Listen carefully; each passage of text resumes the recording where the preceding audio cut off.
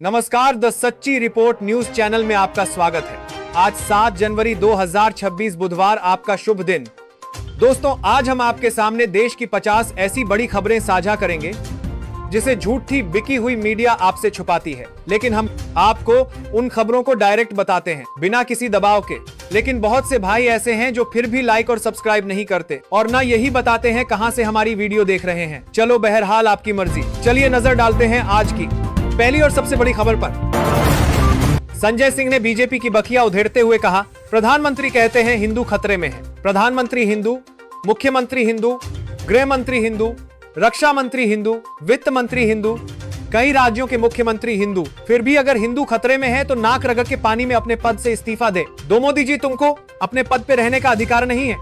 पहले आप सुने, फिर इस पर विस्तार से बात करते हैं। कहते हैं हिंदू खतरे में। प्रधानमंत्री हिंदू, मुख्यमंत्री हिंदू, गृह मंत्री हिंदू, रक्षा मंत्री हिंदू, वित्त मंत्री हिंदू, कई राज्यों के मुख्यमंत्री हिंदू, फिर भी अगर हिंदू खतरे में है तो नाक रगड़ के पानी में अपने पद से इस्तीफा दे दो। मोदी जी, तुमको अपने पद पे रहने का अधिकार नहीं है। 11 साल से ट्रंप का शासन है क्या?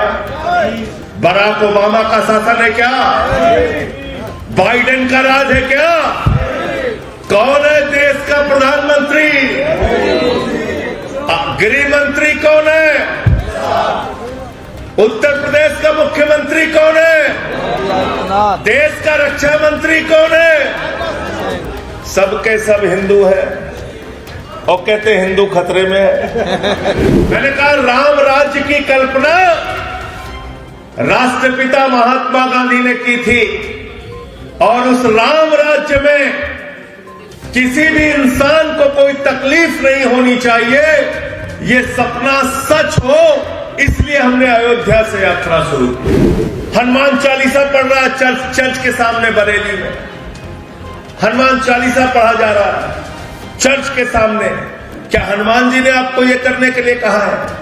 मैं आरएसएस के, बीजेपी के लोगों से कहना चाहता हूं, अपनी गुंडागर्दी बंद कीजिए।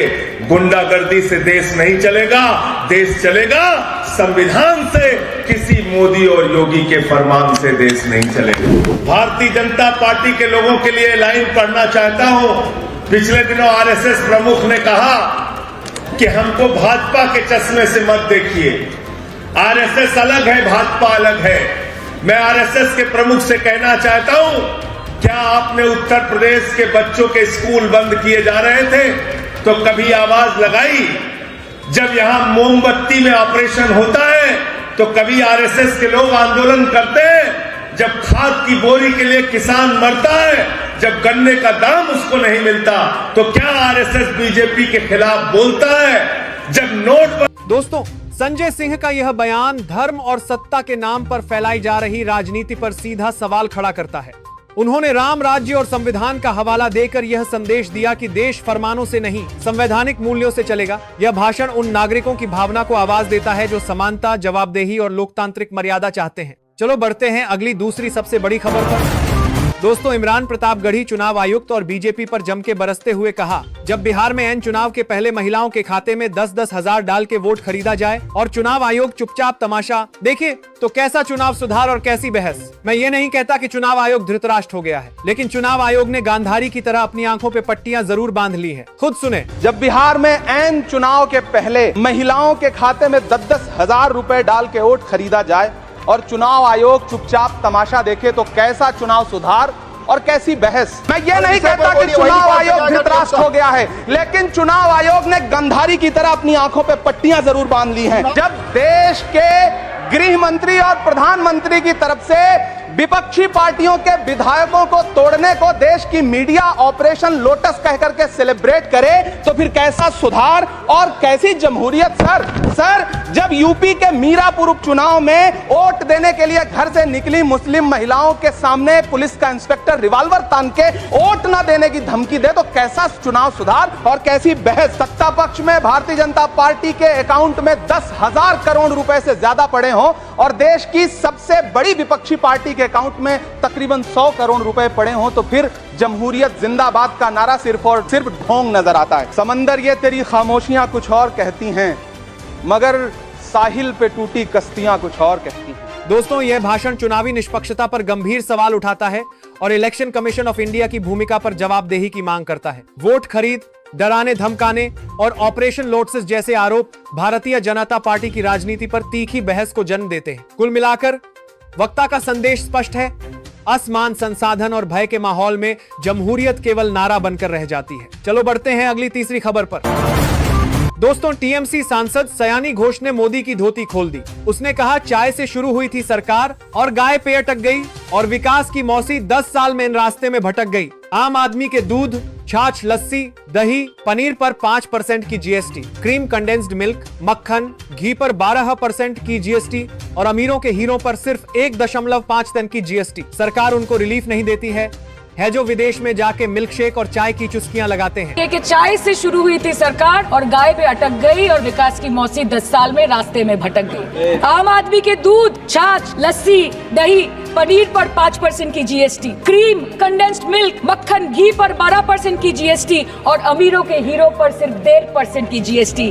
सरकार उनको रिलीफ नहीं देती है जो विदेश में जाके मिल्क शेक और लाते की चुस्कियां लगाते हैं। ये सरकार उनको रिलीफ नहीं देती जो आम आदमी 2 पैकेट दूध खरीदने से पहले 10 बार सोचता है। सर, पिछले 10 सालों में 1,12,000 किसानों ने इस देश में आत्महत्या की। एनसीआरबी की एक रिपोर्ट के अनुसार 10 साल में हर दिन इस देश में एवरेज में 30 किसान हर दिन अपनी जान ले लेते हैं। सर, इस देश के लोगों का यही है किस्सा कि जिसको जिताया वो राजा की तरह जाएगा और जिन्होंने जिताया वो फकीर की तरह। ये बोलते हैं कि गाय हमारी माता है पर माँ की रक्षा करना इन्हें नहीं आता है। अध्यक्ष महोदय, 2014 में जो किसान मोदी है तो मुमकिन है सोच के और अच्छे दिन के ख्वाब देख के बीजेपी को वोट दे रहा था, आज 10 साल बाद वो बोलता है कि मोदी है तो नामुमकिन है। शायद अभी वो किसान है भी नहीं। तो इसीलिए मैं बोलना चाहती हूँ, बंगाली में हम एक बात बोलते हैं कि समय गेले साधन होबे ना। इसका मतलब यही है कि अगर समय चला गया तो साधना नहीं होगी, अगर भक्त रूठ गए तो आराधना नहीं होगी। और 3 से 303 से 240 के आंकड़े बोलते हैं कि इस बार जो आप चले गए तो दोबारा लौटने की संभावना नहीं होगी।